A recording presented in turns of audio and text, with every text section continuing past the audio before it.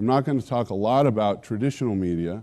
I am going to talk about some of the things we've done within our digital media businesses, and then I'll set up some ideas on how we're being disrupted ourselves and how, if we're not careful, we'll fall into the same trap. This is some data from Gordon Borrell on historical media trends. You can see, really, for the last 60 years, newspapers have been in decline. We have a joke inside of Deseret Digital, we move very fast. We've been in existence exactly 1 year. And our head of sales puts a slide up all the time that has us in May with a quote from me saying, "Mike, why aren't we in the deals business?" And in June we have the prototype, and in July we launch. This has been a fabulous business for us. And I'll just share a few thoughts on that because it has such a tie to mobile. Mobile static banner advertising, there's solutions there, and you should be thinking about it. But you should be, one of the things Gordon talked about earlier is the power of a yellow page, because you're at the point of consumption. Why Google and search are so powerful is it's not passive consumption. Someone's looking to transact, and you want to be there right when they do that. That's why yellow pages and directory services are such a great and important business for our future.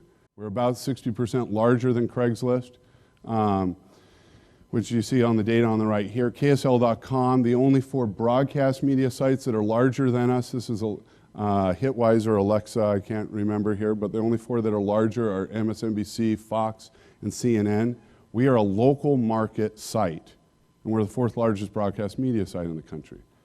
But we're not a media site. That's part of the issue with this whole reframing of what we're doing. Deseret News isn't a local media site, it's a national voice for values. KSL isn't a media site, it's a transaction marketplace. And I'll talk a little bit about what we've done with classifieds, deals, directory services, et cetera, in just a minute. Our team, Gordon mentioned our team is very different too. He's not exaggerating when he said there was only 1 traditional media person in the room.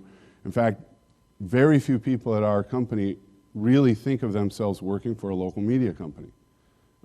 They work for a new media company with national reach and impact. The general manager of DeseretNews.com is a Harvard MBA. He ran MyFamily.com. He was head of business development for Ancestry.com. He's never worked at a newspaper company. He just thinks about the web. 60% of that site's traffic isn't even from Utah. If we thought about print, we'd be missing 60% of our market. You've been able to turn things around, at least in short order. It may be different, maybe even more difficult next year.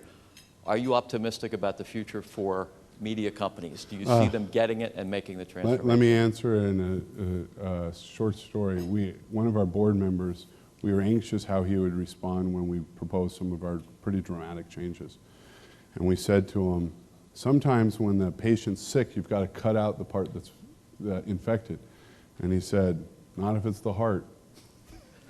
and I said, uh-oh, where's version B of my presentation? I've got to change this whole thing. And optimistic about the industry? No, actually not at all. Optimistic that there is a path to doing it, and that there are a few really terrific people who are figuring it out that I look at and learn from. Absolutely. But this is not for the weak. I mean, I mentioned the large sample day, 9% make it through. 100% follow a certain pattern.